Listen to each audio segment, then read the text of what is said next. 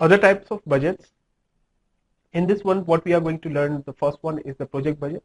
Project budget is a budget for a very specific project. It is a one-off project, and once it is done, it will never be repeated back.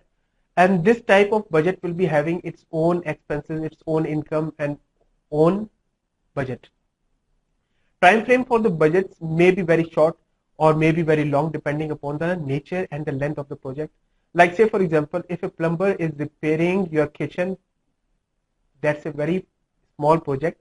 It may take something like few hours, and within a day it will be over. That plumber will be giving you a quotation. That plumber will be giving you a quotation like what is the length of pipe that is required, how much pipe is required, what are the other things which are required, material required, the cement, the tiles and everything. And at the end of the day, he will put his charges. So that sheet which he is going to give it to you and show you that before starting the job that this will be the expense that will be required. Those expenses are the product or project budget. Once he is going to start his job and he is going to say, rather than say for example he required a budget of $1,000 to repair a certain thing in a kitchen, certain pipeline system. Once he has completed the job, what he will do, he will come to you and he will say, okay, rather than $1,000, I have spent something like $1,100. So the spending has gone up because there was certain material that was required. So that difference is the variance in the project budget. Project budgets are different from the master budget and the flexible budget. Why? Because master budget is done for the entire organization and for the entire business every year. But the project budget is done once, and once the project is going to end, that project budget is going to go away. It's not going to be repetitive. Project budget covers an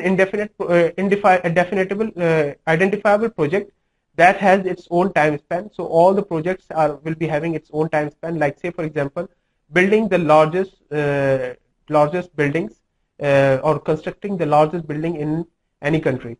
That can take something like 3 years, 2 years.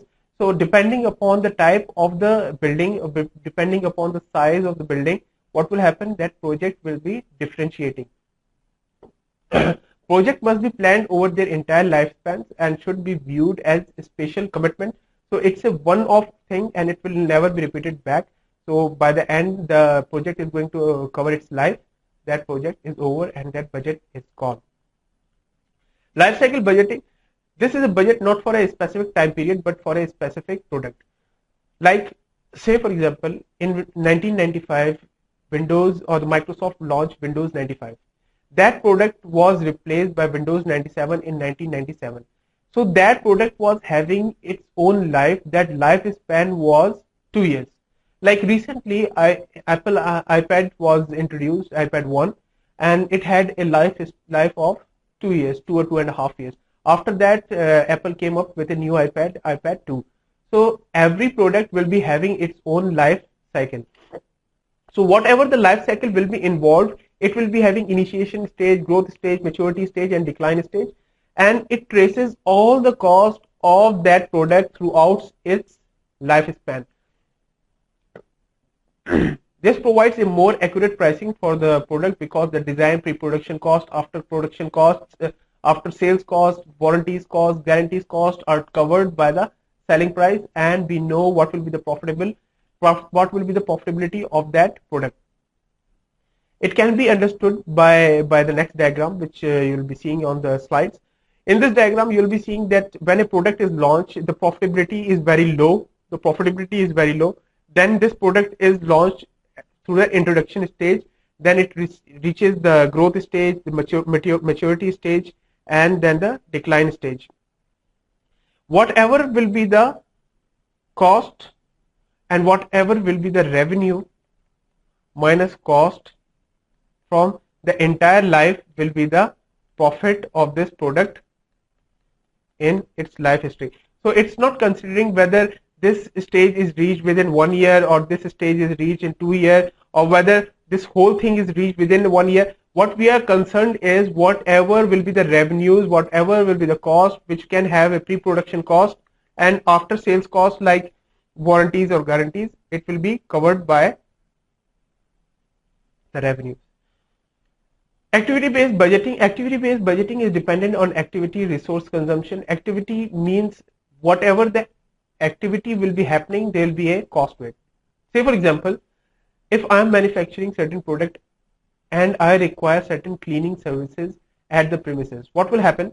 Say for example, I am producing this pen at a plant or at a factory. What will happen? That factory will be cleaned. That cleaning cost will become a part of the product cost, right? That cleaning cost is not directly adding any value to the product. So whatever the activity is happening, that activity is adding cost but not the benefit for the product. This example can further be understood, like say for example, within the organization, whatever the transportation is used, transportation of material from production line A to production line B, from production line B to production line C, what will happen? Whatever the transportation charges are coming, those transportation charges will become part of the cost, but that is not adding any value to the product itself. That cost is generating, but it's not doing any value addition. A budgeted level of activity for each of these drivers is determined. So what is driving the cost? The driving of the cost is the activity, and in that my example, the activity was the transportation charges. Budgets are developed based on the budgeted activity levels. What are the budgeted activity levels? Say for example, we are budgeting that within the company we will be transporting like 20 trips, and if we are going to increase that 20 trips to 25 trips, what will happen? The cost of the activity is going to go up, and that will also ensure the cost is going to rise for the product. Activity-based budget system, there is a clear relationship between the consumption and the output. Preparing an activity-based budget brings out information about opportunities where we can reduce the cost, especially in those scenarios where the cost is getting incurred without adding any value to the final product. Zero-based budgeting. In zero-based budgeting, what we are trying to do is we are not trying to take anything from the history. We are trying to start all the budgeting activity as a fresh exercise for the recent period. We are not going to look at the history. Whatever has happened last year, that has happened, and no incremental budgets will be done. This system starts each year with a blank page, and all items are created new at a time. So what we are saying that the company will be starting its operation for the first time, and we are going to plan for each and everything new this time. All revenues need to be planned for each year. All expenses need to be accounted for and justified. By looking at every expenses each year, management can decide to reduce the cost or eliminate non-value adding activity and try to find cheaper alternatives, or try to find out certain other sources, like we can do some outsourcing, we can do whatever was outsourced, we can take it in-house. So all those things can be taken care of by the management. Budget reports and the control loop. Budget reports is a comparison between the budgeted amount and the actual results. Steps in the control loops are, first of all, establish the budget. Without establishing the budget or the standard, we will not be able to find out what was the map where we wanted to go and what was our strategy to be followed. Once the budget is established, what we need to do is we need to measure the actual performance. How we are going to do? By doing the financial reporting and by doing the financial bookkeeping. After that, what we are going to do is we are going to analyze the actual results against the plan, and we are going to find out the differences if there is any. That analysis or investigation is done through the variance analysis or the variance reporting. Variance reporting. Devise and implement needed corrective actions.